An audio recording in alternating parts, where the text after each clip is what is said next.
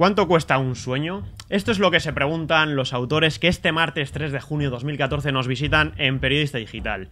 Y es que algunos de los mejores jugadores de fútbol del planeta tuvieron todos inicios muy complicados. Leo Messi, Cristiano Ronaldo, Falcao, Neymar, Balotelli, Ribéry o Luis Suárez, por poner un ejemplo. Todos ellos han llegado donde han llegado tras superar infancias muy complicadas, que lejos de apartarles de su objetivo, les hicieron aumentar su determinación para lograrlo.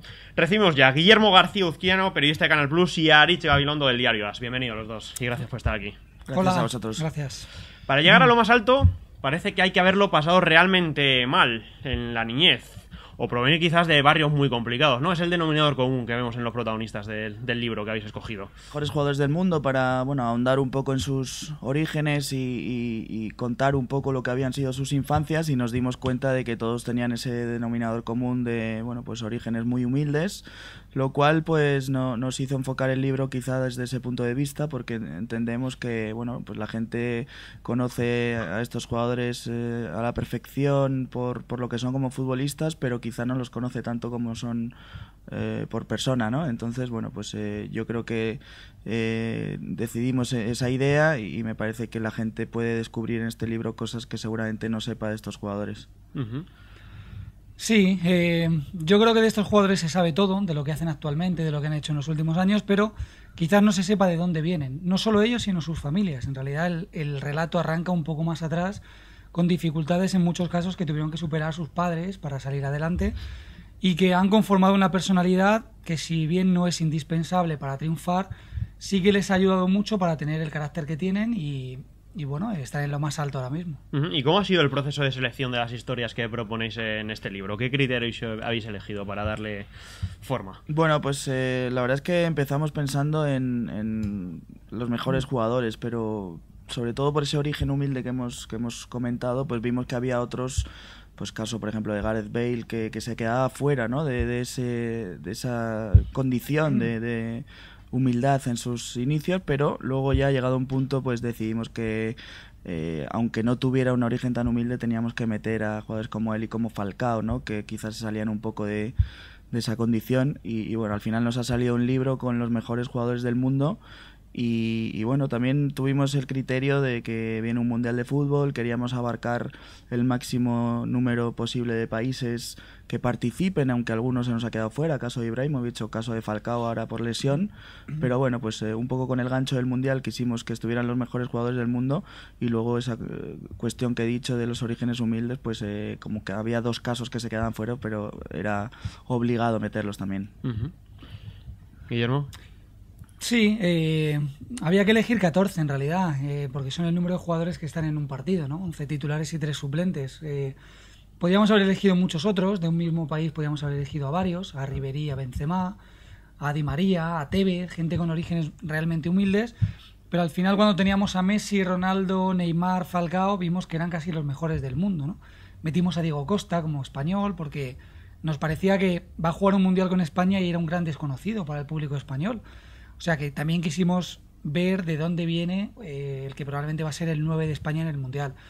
Al final todos tienen un origen común, que son los orígenes humildes, algunos más, otros menos, porque es verdad que Bale o Falcao son de clase media, Falcao y Neymar son hijos de futbolistas, con lo cual tenían una posición económica superior a los demás, pero al final todos pasan por dificultades sociales, no solo deportivas, sino también sociales, para llegar donde están. Y de todas estas historias que el lector podrá encontrar, decía yo en la entradilla que están los casos, bueno, pues de gente como Messi, Cristiano, Falcao, Neymar, Balotelli, de todas ellas, ¿cuál, vosotros dos como autores, cuál es la que más os ha llegado a la hora de escribirla? ¿Cuál es vuestra favorita, por así decirlo? Yo estoy seguro de que la gente cuando lea el libro va a tener la suya propia favorita, ¿no? Porque va a descubrir muchas cosas que desconoce, pero bueno, yo por un poco haberlo escrito ese capítulo, yo me quedo con el de Franck Ribéry, ¿no? Porque sí. Y su infancia marcada, ¿no? Por la cicatriz del accidente. Muchos sabemos lo de la cicatriz porque lo vemos en el día a día, pero desconocemos que trabajó como albañil con su padre, que le echaron del Lille por mal comportamiento, que bueno, era de un barrio, de un suburbio de una ciudad francesa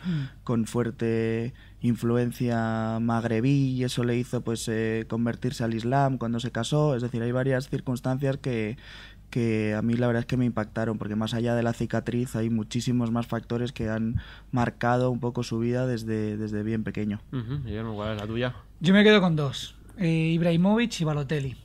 ¿Por qué? Balotelli es un chico negro de origen ganés, adoptado por una familia del norte de Italia, y el racismo lo sufrió desde pequeño. Y yo creo que eso le ha marcado en su personalidad, sin duda. Ibrahimovic, sus padres son bosnio y serbio, emigraron a Suecia y allí también creció en un barrio muy difícil, prácticamente abandonado por sus padres. Su padre tenía problemas de alcohol y bueno, él de pequeño robaba bicicletas, robaba en supermercados, iba mal encaminado en la vida, pero luego tenía tanto talento para el fútbol que al final entró en un equipo de primera división y eso le salvó, que es otro denominador común. Aritz contará la historia de Luis Suárez, de gente que parecía que se iba a perder para el mundo del fútbol, pero de repente por una circunstancia de la vida llega y eso le salva de una trayectoria vital distinta y peligrosa. Pues ya que habéis introducido el nombre de algunos de los protagonistas, si queréis entramos un poco más en materia con alguno de ellos. En el caso de Balotelli, os quería preguntar a ambos dos. Cualquiera que haya visto a Balotelli en los últimos años se da cuenta de que tiene un comportamiento, muchas veces pues la gente tendemos a censurar a la hora de la manera de comportarse tanto dentro y fuera del campo. ¿Creéis que la historia, una vez conocéis vosotros la historia al escribirla, justifica este comportamiento posterior, o es un jugador que definitivamente hay que darle ya por perdido cuando vemos esas excentricidades que se alejan un poco quizás de los cánones a los que debería ceñirse un jugador de élite, un jugador profesional? Bueno, no sé si lo justifica, pero sí lo explica. En el sentido, como decía, que él desde pequeño sufrió el racismo, le insultaban en los campos, se mofaban de los chicos. Yo he contado varias veces ya una anécdota de Balotelli que me parece una de las mejores del libro, y es que él renegaba de su condición de negro y por lo tanto en las duchas se frotaba muy fuerte con agua hirviendo en algunos casos para ver si se podía quitar el color negro de la piel, ¿no?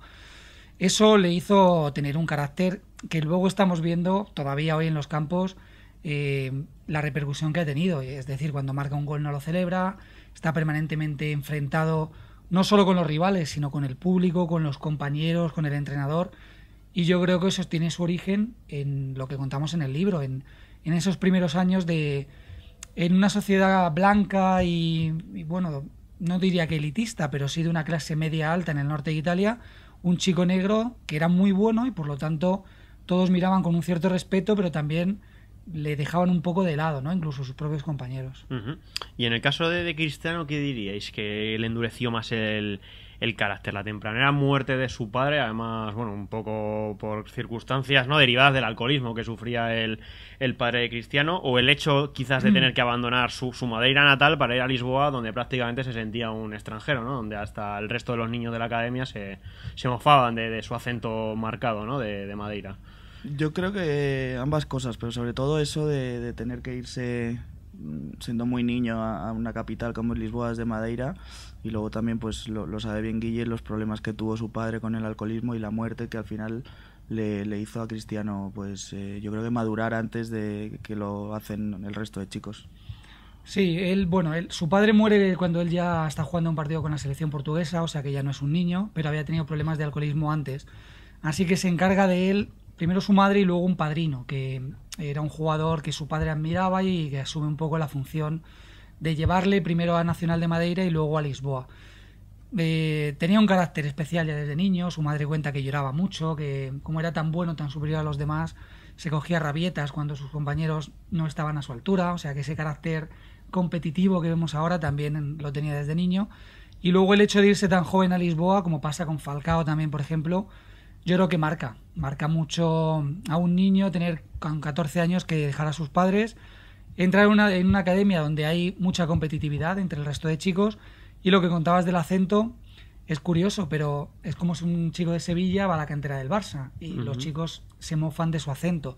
En Madeira tiene un acento especial y en Lisboa también se reían de él y bueno, le dejaban un poco de lado, pero él desde el principio se vio que era muy bueno y por lo tanto esa seguridad en el campo al final le hizo convertirse en un líder. Y hablando de la muerte del padre y esos problemas con el alcoholismo, últimamente se ha llegado a publicar que el hermano también tenía problemas con la bebida y que Cristiano de hecho llegó a apostar que si ganara la Champions lo dejaría. ¿Sabéis si hay algo de cierto en este tema? No, la verdad es que no.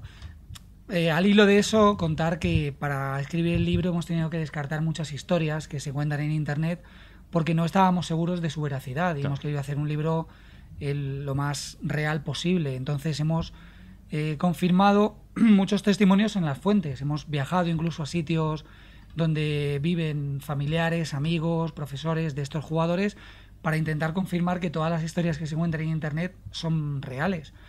Y bueno, hemos descartado algunas por no poderlas confirmar, por no contar algo de lo que no estamos seguros que sea verdad.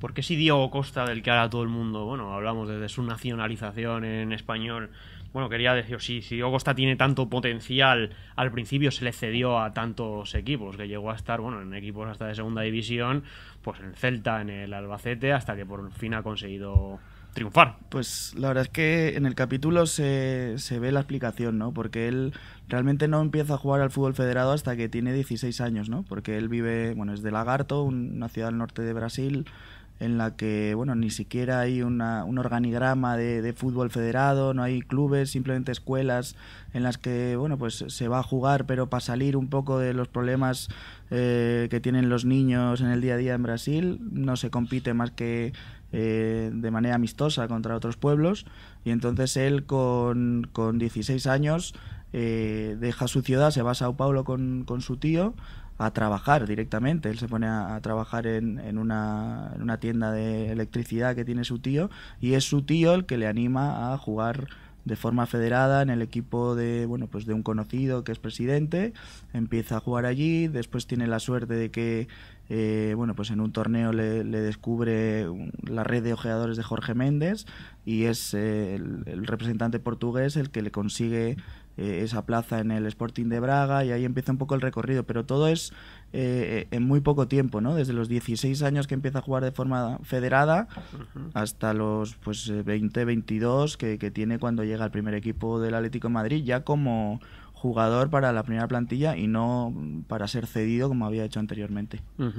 La historia de Luis Suárez, bueno, está bien traerla a colación porque de los futbolistas profesionales siempre se tiene, por así decirlo, el prejuicio de calificarles como muchas veces, bueno, mujeriegos, como estar muy pendiente del tema de la noche, por así decirlo, y bueno, sacáis a colación la historia de Luis Suárez porque en su caso fue el amor, por así decirlo, de una chica también de su entorno, una chica también más pequeña que él, que prácticamente le llevó por el camino que había que llevarlo en la vida, ¿no? Sí, bueno, nosotros en el libro tratamos, yo creo que todos los temas sociales, ¿no?, que nos rodean. Hablamos de, como he dicho antes, la religión, Guille ha dicho el racismo, se ve todo tipo de problemas que pueda haber, y uno de ellos también, pues, no problema, sino condición que nos pasa en el día a día es el amor, ¿no? Y a Luis Suárez, que era un jugador que, bueno, pues ya estaba un poco desencantado con 14 y 15 años porque no contaban lo suficiente con él, había empezado a conocer peligrosamente la noche y lo que ello deriva,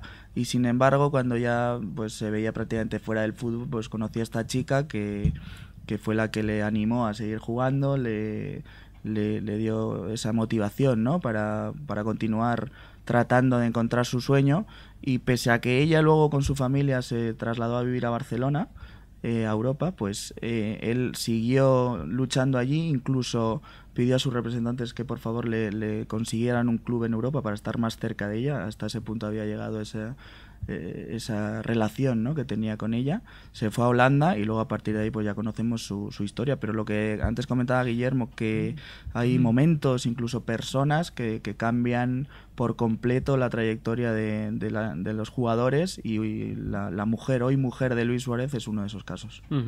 En el caso de Ibrahimovic, que antes Guillermo hablaba de esa historia, bueno, hay que decir, Ibrahimovic proviene de un suburbio también de las afueras de Malmö, allí en Suecia, ¿no? Y el dicho que se hace bueno en ese barrio, esa pancarta que uno puede encontrar, que reza: puede sacar al chico de Rosengard, pero no puede sacar a Rosengard del chico. Bueno, dice un poco cómo ha sido la trayectoria, el comportamiento de Ibrahimovic luego en el resto de clubes, donde también ha dado que hablar.